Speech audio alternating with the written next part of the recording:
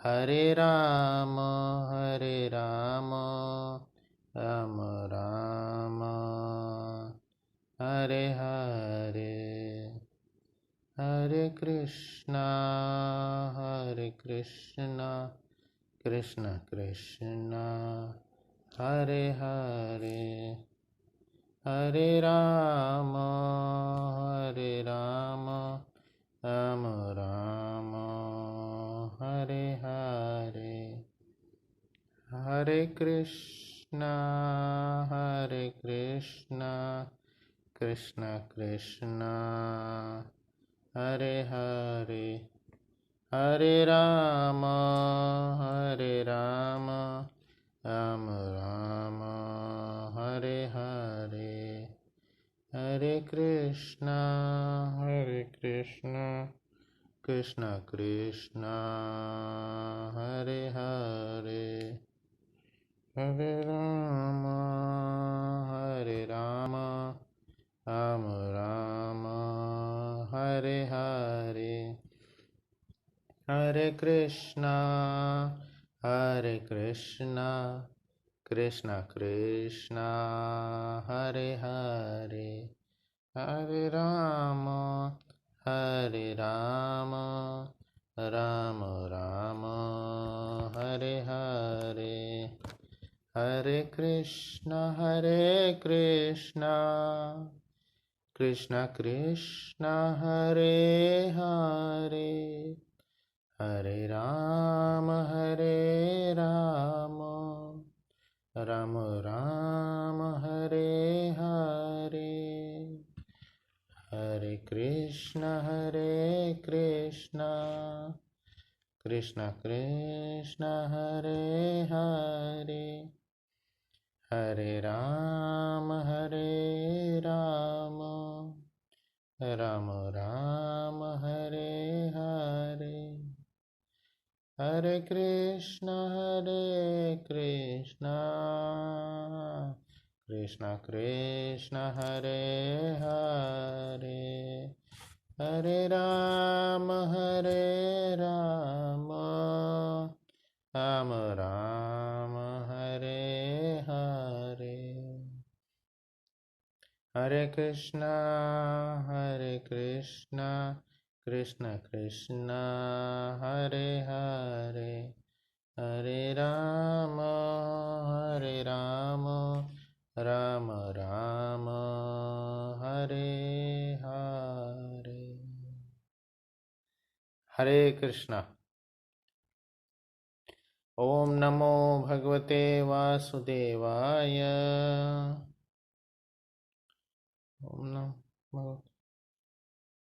ओम नमो भगवते वासुदेवाय।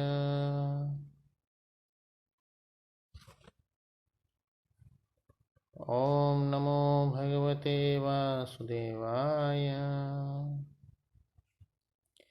तो आज का जो श्लोक पे हम डिस्कशन कर रहे हैं, ये अभी हमने बहुत सुंदर रूप से इसका वाचन किए हैं। संजय उवाच तम तथा कृपया विष्टम अश्रु पूर्ण कुलेक्षणम विषिदंतम इदम वाक्यम उवाच मधुसूदन। अभी इसके पहले क्या सीन हुआ था? जो अर्जुन है, अर्जुन चार कारण पिछले अध्याय में बताए कि क्यों उनको युद्ध नहीं करना है। ऐसे चार कारण उन्होंने बताए। तत्पश्चात ये चार कारण बताने के बाद में वह क्या करते हैं कि बहुत हताश हो जाते हैं। और जैसे पिछले ये अध्याय में बताया गया था, उनका जो गांडीव है, उनका गांडीव, उनका धनुष सब पूरा नीचे गिरता चला गया, वो भी हताश हो गए। और अब इस श्लोक में संजय धृतराष्ट्र को बोल रहे हैं, पूरा एक तरह से सारे इमोशंस को, जो भी वहाँ पे अर्जुन देख रहे थे, जो भी अर्जुन फील कर रहे थे, जिस भी इमोशंस को वहाँ पे वो व्यक्त कर रहे थे, उसको क्या कर रहे हैं, वो एज इट इज़ बता रहे हैं, ताकि वो पूरी फीलिंग हम भी महसूस कर सकें। क्योंकि हम भी उसी फीलिंग से कई बार गुजरते हैं, हर बार गुजरते हैं। तो वह सारी फीलिंग्स हम भी महसूस करेंगे, और वह सबके सब एज इट इज़ जो है, वह फीलिंग्स जो है यहाँ पे दर्शाया जा रहा है। तो पहले जो मोस्ट इम्पॉर्टेंट फीलिंग जो इसमें बताया गया, इस पे हमने पिछली बार चर्चा किए थे। तम तथा कृपया आविष्टम, कृपा से अर्जुन आविष्ट हो गए हैं। तो यहाँ पे क्या चल रहा है, अर्जुन और कृष्णा रथ पे बैठे हुए हैं, संजय वहाँ पे थर्ड थर्ड थर्ड एम्पायर की तरह, थर्ड एम्पायर जैसे कोई डिसीजन लेता है। तो थर्ड एम्पायर कैसे रहता है, मतलब क्या है, वो कैमरा है, कैमरा है, पूरा ऊपर से देख रहा है, वो कहीं भी जूम कर सकता है। वो कृष्णा के चेहरे पे जूम कर रहा है और फिर अर्जुन के चेहरे पे जूम हो रहा है। तो उसी तरह अर्जुन के चेहरे पे जूम हो रहा था अभी, है ना। अर्जुन के चेहरे पे जब जूम हो रहा था तो अर्जुन के पूरे हाव भाव को संजय देख के बता रहे हैं। क्या बता रहा है संजय, पूर्ण रूप से कृपया से, करुणा से आविष्ट हो गए, भर गए वो। और ऐसे करुणा से भर जाने के बाद वह क्या करते हैं, करुणा से भर जाने के बाद वह इधर जो उनका ये रथ है, रथ पे वो पूरा बैठ गए थे। और रथ पे बैठ जाने के बाद में अर्जुन पूर्ण रूप से हताश हो गए, कृपया से भर जाए। तो पिछले क्लास में हमने देखे थे कि क्या करुणा होती है। हमने कंपैरिजन किए थे दुर्योधन मेंटालिटी के ऊपर और अर्जुन मेंटालिटी के ऊपर। दुर्योधन का कंपैशन कैसा है और अर्जुन का कंपैशन कैसा है। दुर्योधन के ऊपर हमने कंपैरिजन किए थे और अर्जुन के ऊपर किए थे। दुर्योधन की मेंटालिटी कैसे होती है कि वह, हमने क्या देखे थे कि वो देख रहा है कि नहीं, सबको मुझे मार देना है, मुझे कोई भी ज़मीन किसी को नहीं देना है, सारा ज़मीन मैं ही रखूँगा, सब कुछ मैं ही देखूँगा, है ना। इस तरह से वो उनका ऐसा व्यू था, सब कुछ मुझे चाहिए, सब कुछ मुझे, है ना। ये वो विचार कर रहे थे, किसी को नहीं देना चाहते थे। और हर जगह वो क्या देख रहे थे, सिर्फ और सिर्फ खुद के प्रेजेंस को ही देख रहे थे, खुद को ही अनुभव करा रहे थे। कृपा जो है, करुणा उनके हृदय में नहीं थी। वो सबको मार देना चाहते थे, पूरे सभी जायदाद पे, सारी प्रॉपर्टी जो है उस पे वो खुद ही हक लगाए। और उसी दूसरी तरफ अर्जुन जो है, जैसे ही देख लिए, जैसे ही उनको समझ में आ रहा है कि अरे इतने सारे लोगों को मारना होगा, मेरे खुद के परिवारजन यहाँ पे मारे जाएंगे, तो इस दृश्य को देख करके अर्जुन करुणा से भर गए। तो ये हमने पिछले कक्षा में चर्चा किए थे। आज हम व्हाट इज रियल कंपैशन, इसके ऊपर चर्चा करेंगे। असली करुणा क्या होती है, असली कंपैशन क्या होता है।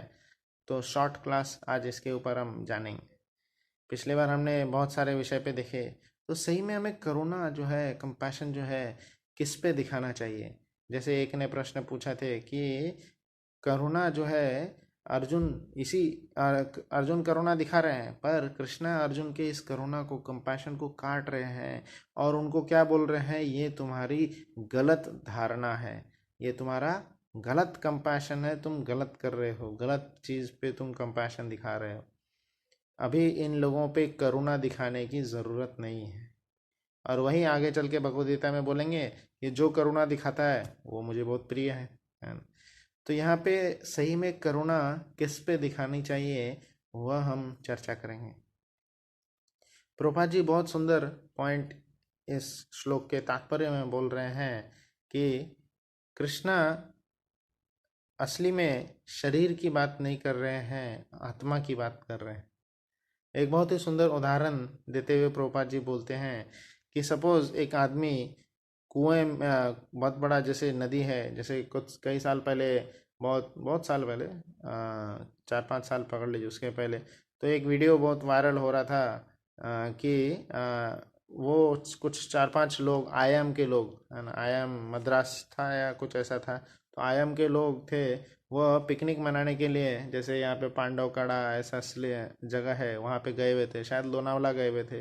तो वहाँ पे वह देखे कि जो झील था, झरना वाला पार्ट था, उसमें जो जगह था वहाँ पे पानी कम था, है ना, मतलब नीचे खाई थी और थोड़े दूर पे, थोड़ी दूर से खाई थी, और जो पानी बह रहा था वो कम बह रहा था, कम स्पीड से बह रहा था।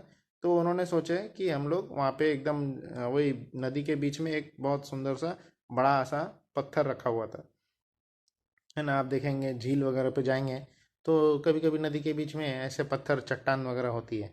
तो सब 4-5 लोग थे और सब क्या सोचे कि हम वहाँ पे जा कर के हम सेल्फी खींचेंगे, फ़ोटो खींचेंगे।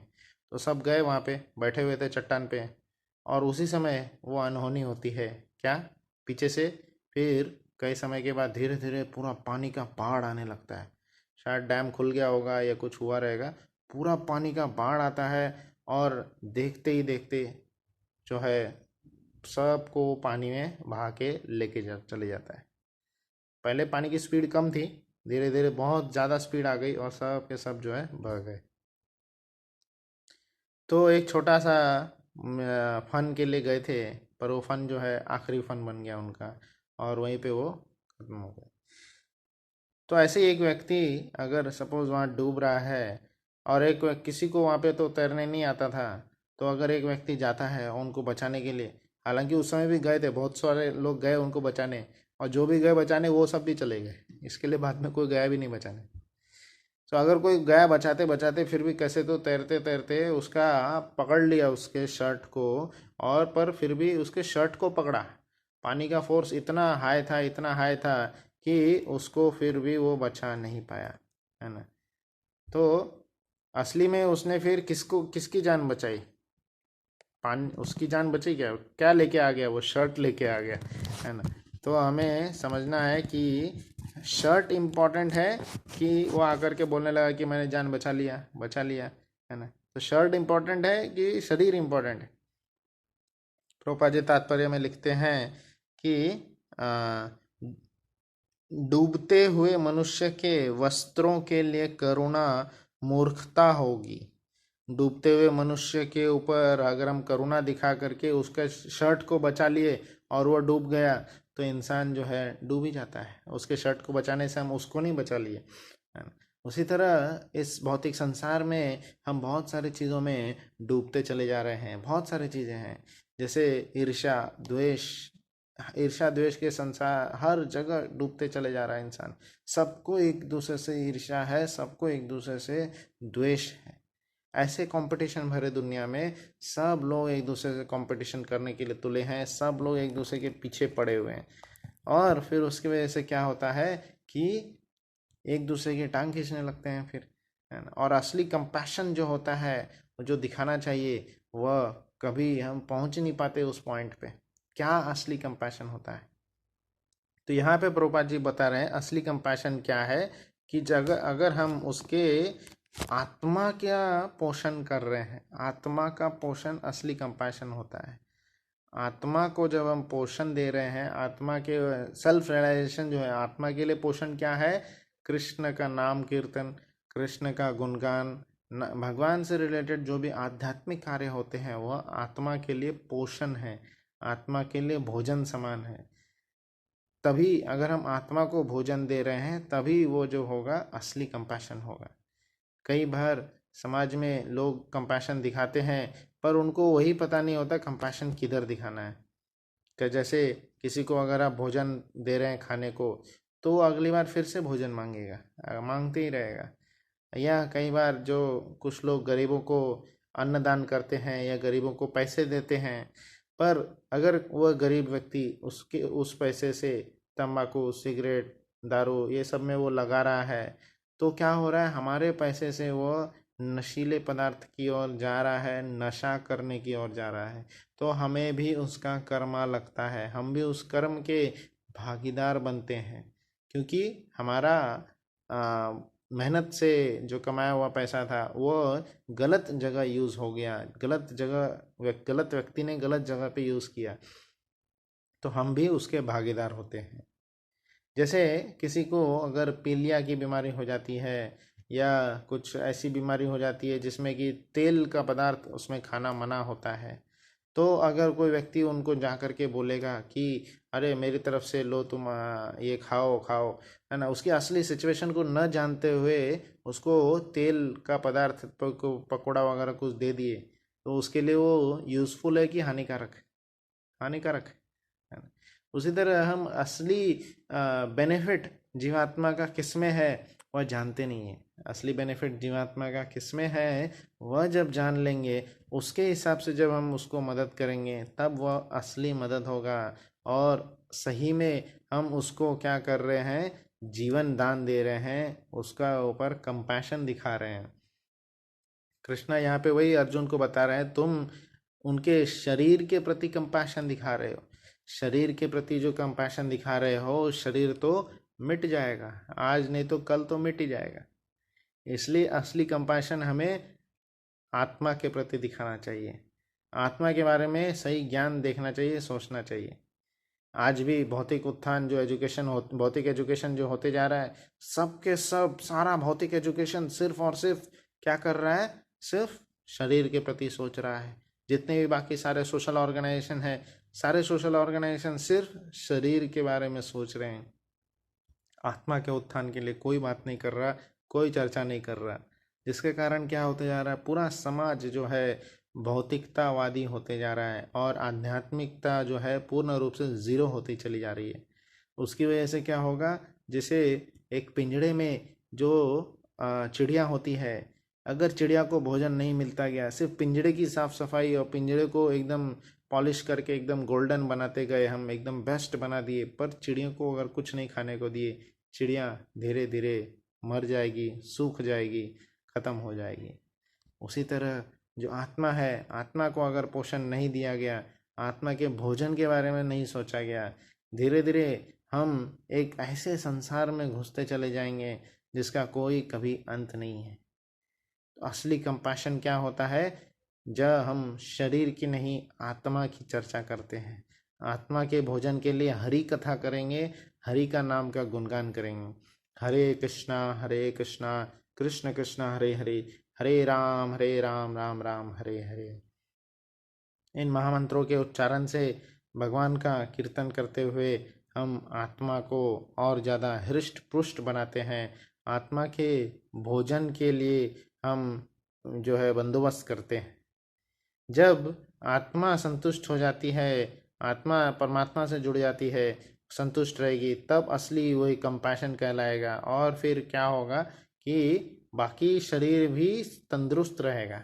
ऐसा नहीं है शरीर फिर कमज़ोर होता चले जाएगा, शरीर तो तंदुरुस्त रहेगा ही, है ना। तो वही यहाँ पे असली कंपैशन क्या है, ये चर्चा किया जा रहा है। कई सारे जो सोशल ऑर्गेनाइजेशन हैं, वह एक जैसे एक बच्चे का उदाहरण दिया जाता है। अगर कोई बच्चा मेले में खो गया है, तो अगर कोई व्यक्ति आकर के उसको चॉकलेट देता है, उसको खाने पीने का चीज़ देता है, तो वो संतुष्ट होगा बच्चा। मे भी थोड़े समय के लिए वो संतुष्ट हो जाएगा, खाने पीने को मिल गया, थोड़ा राहत हुई। अगर कोई दूसरा व्यक्ति आकर के उसको कोई पहनने का अच्छा कपड़ा दे दिया, डिज़ाइन दे दिया, सब कुछ बहुत अच्छा उसको पहनने के लिए दे दिया, खाने को, कपड़ा पहनने को, ये सब हो गया, तो उसके बाद भी वो पूर्ण रूप से संतुष्ट नहीं होता है।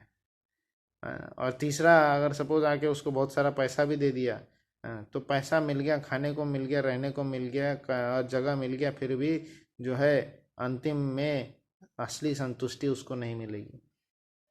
अब अगर कोई व्यक्ति आता है और अगर उसका पहचान का कोई रहा नहीं, तो पुलिस में जा कर के रजिस्टर करा के कुछ पहचान लगा करके, कहीं से अगर पहचान करा के उसके जो असली माता पिता है, उस बच्चे का जो असली माता पिता है, उससे अगर उस बच्चे को जोड़ दिए, तब जा कर के वो बच्चा सही में संतुष्ट हो जाता है ना। क्योंकि वो बाहर की जो पहले दूसरे तीसरे लोगों ने जो किया, उसको कुछ समय के लिए ही संतुष्ट किया, कुछ समय के लिए उसका भूख शांत हुआ, या कपड़े की जो भी नीड्स थी, जो भी ज़रूरतें थी, कुछ समय के लिए वह शांत हो गई, पर फिर से वह समस्या उठते रहेगी। पर चौथे व्यक्ति ने जो जब उसको अपने माता पिता से मिला दिया, उसकी सारी समस्याएं आगे हमेशा के लिए संतुष्ट हो जाएगी, क्योंकि उसके माता पिता हैं जो कि उसका हर समय ख्याल रखेंगे, ध्यान रखेंगे, उसका सारे नीड्स को फुलफिल करते रहेंगे। उसी तरह सारे बाकी के जो सोशल ऑर्गेनाइजेशन है, या हम भी कई बार मानव सेवा के ऊपर ज़्यादा जोर देते हैं। मतलब क्या हो रहा है, हम शरीर के देखभाल की ओर ज़्यादा जोर देते हैं और आत्मा का चिंतन नहीं करते, जब हम आत्मा का चिंतन करते हैं, इसका मतलब क्या हो रहा है, चौथे इंसान की तरह हम कार्य कर रहे हैं। मतलब उसको, हर जीवात्मा को अपने माता पिता से हम जोड़ दे रहे हैं। माता पिता से जुड़ जाने के बाद क्या होगा, कृष्ण ही हमारे माता पिता है, राधा कृष्ण ही माता पिता है। नरोत्तम दास ठाकुर गाते हैं, राधा कृष्ण प्राण मोरा जुगल किशोर, राधा कृष्ण प्राण मोरा जुगल किशोर। राधा कृष्ण ही हमारे प्राण है, राधा कृष्ण ही वह सुंदर जुगल जोड़ी है जिसके लिए हम हर जगह जा दुख में हर जगह जो भटक रहे थे, वही हम जा करके उन्हीं को जान करके, उन्हीं को समझ करके हम शांत हो गए। और अगर राधा कृष्ण का हम भजन नहीं कर रहे हैं, क्या हो रहा है, चानिया सुनिया विष खाइनु, विष खाने के बराबर कहा गया है। अगर हम उनका भजन नहीं कर रहे, उनका गुणगान नहीं कर रहे, क्यों? क्योंकि वही हमारे असली माता पिता है। उनका भजन, उनका गुणगान, उनका कीर्ति का गान नहीं हो रहा है तो हमारे आत्मा का पोषण नहीं होगा, तो धीरे धीरे आत्मा मरती चली जाएगी, सूखती चली जाएगी। तो पूरे दुनिया में जितना भी सारे कार्य हो रहे हैं, सारे के सारे सिर्फ शारीरिक पोषण के लिए हो रहा है, शरीर की सुख सुविधाओं को प्रदान करने के लिए हो रहा है। पर भगवद गीता वह दिव्य ज्ञान देता है जो कि सारे धर्मों के परे है। सिर्फ मनुष्य को उसके गोल, जो अंतिम लक्ष्य है, मनुष्य का जो अंतिम लक्ष्य है, उस तक कैसे पहुंचना, वह दिखाने के लिए यह भगवद गीता ज्ञान सिखाता है। सब धर्म से परे है। This is science, science of self realisation. आत्म साक्षात्कार का विज्ञान सिखाता है भगवद गीता। अब वह क्या है कि आत्मा का परमात्मा से कैसे मिलन होगा, और एकमात्र रास्ता है हरे कृष्णा महामंत्र का नियमित रूप से कीर्तन होना, गुणगान होना और जप होते रहना चाहिए। हरे कृष्णा कृष्ण कृष्ण हरे हरे, हरे राम राम राम हरे हरे। भगवद गीता में कृष्ण ही बोलते हैं, सततम कीर्तन तो माम। यही एकमात्र रास्ता है जो आत्मा के लिए हम सही कंपैशन देख पाएंगे, सही उसके लिए पोषण होगा, और वो अपने पिता माता से जुड़ जाएगा और उसके सारे जो बाकी नीड्स है फुलफिल हो जाएंगे। इसलिए माधव सेवा जो है पूर्ण बताया गया है, इसमें बाकी सभी इंक्लूड हो जाते हैं। जैसे 10वीं में एक कॉन्सेप्ट हुआ करता था सेट्स का, है ना। तो उसमें एक यूनिवर्सल सेट होता है और एक अंदर का एक सेट होता है। तो यूनिवर्सल, सपोज नीचे का जो सेट है ए, है ना, ए बी सी, जो बाकी सभी सेट्स रहेंगे वो सब अलग अलग होते हैं। पर यूनिवर्सल सेट मतलब क्या होता है, इट कवर्स एवरीथिंग। तो उसी तरह बाकी जो भी हम सेवा करते रहेंगे किसी भी जीवात्माओं की, वह सब क्या रहेगा, वह सब क्या होता है कि वह एक एक सेट हो रहा है। यूनिवर्सल सेट अगर हम कंपेयर करेंगे, वह है कृष्ण की सेवा, कृष्ण का मनन कीर्तन, कृष्ण के बारे में जानना, कृष्ण की कथा सुनना। तो उस तक पहुंचना बहुत ही दुर्लभ है, बहुत ही कम लोग उस लेवल तक पहुंच पाते हैं, उसको जानने का प्रयास भी नहीं कर पाते लोग। इसलिए कृष्ण भी भगवद गीता में बोलते हैं, आगे चल के धीरे धीरे ये सब श्लोक भी आएंगे जिसमें बताया जाता है, मनुष्यानाम सहस्रेषु, कई मनुष्यों में, लाखों मनुष्यों में कोई एक ही ऐसा होता है जो कि कृष्ण के तत्वों को जान पाता है, समझ पाता है। इसलिए हमें प्रयास करना चाहिए कि हम इस लेवल तक उठें और आत्मा की संतुष्टि के लिए रियल कंपैशन जो है वह हम दिखाने का प्रयास करें, वह लोगों पे दिखाने का प्रयास करें। कृपया आविष्टम, जिस प्रकार से अर्जुन कृपा से, करुणा से आविष्ट हो गए थे, उसी करुणा को, उसी कृपा को हम लोगों तक सही सही तरीके से कैसे पहुंचा सकते हैं, हरे कृष्णा कीर्तन के माध्यम से। तो ये कोई ऐसा इस्कॉन का ऐसा कोई ये नहीं है कि वही कृष्णा को ही बोलते जा रहे हैं। सभी शास्त्र, सभी वेद, सभी पुराण यही इसका निर्णय निकालते हैं, यही इसका कंक्लूजन निकालते हैं कि जब तक हरि का नाम, हरि का नाम, हरि का नाम नहीं लिया जाएगा, असली कंपैशन हम नहीं दिखा पाएंगे, असली करुणा नहीं दिखा पाएंगे। और जो भी हम बताएंगे, जो भी हमारी करुणा होगी, वह धीरे धीरे तत्क्षणिक होगी, टेम्पररी होगा। टेम्पररी चीज़ों के लिए किया गया कार्य वेस्ट होता है। जैसे सपोज आप ट्रेन में जा रहे हैं, तो ट्रेन में हम जब बैठते हैं हमें पता रहता है कि हम एक स्टेशन पे हमें उतर जाना है। तो वहाँ पे हम कोई ये अपना घर वगैरह नहीं बांधना चालू करते हैं, वहाँ पे हम अपना बिरिया बस्तर डाल के हम सोने का प्रयास नहीं करते हैं, है ना। कब हम इंतज़ार करते रहते कब ये जर्नी ख़त्म होगी, हम अगले स्टेशन पे उतर जाएंगे। उसी तरह मनुष्य का जो लाइफ है, मनुष्य स्पीशीज़ जो है, यह भी एक जर्नी की तरह है। कुछ समय के लिए हमें यहाँ पे जीने का मौका मिला है, अपने गोल के ऊपर, अपने उद्देश्य के ऊपर जाने का और करीब जाने का मौका मिला है। तो धीरे धीरे हम हरि कथा के ज़रिए, हरि पाठ के ज़रिए भगवान की ओर जा सकते हैं। तुकाराम महाराज बहुत सुंदर अभंग गाते हैं, जिसमें वो कहते हैं, हरि का कीर्तन जो है, हरि का कीर्तन जो है सभी अनंत पुण्यों का खदान है। वो बोलते हैं, हरि मुखे मणा पुण्याची गणना कौन करी।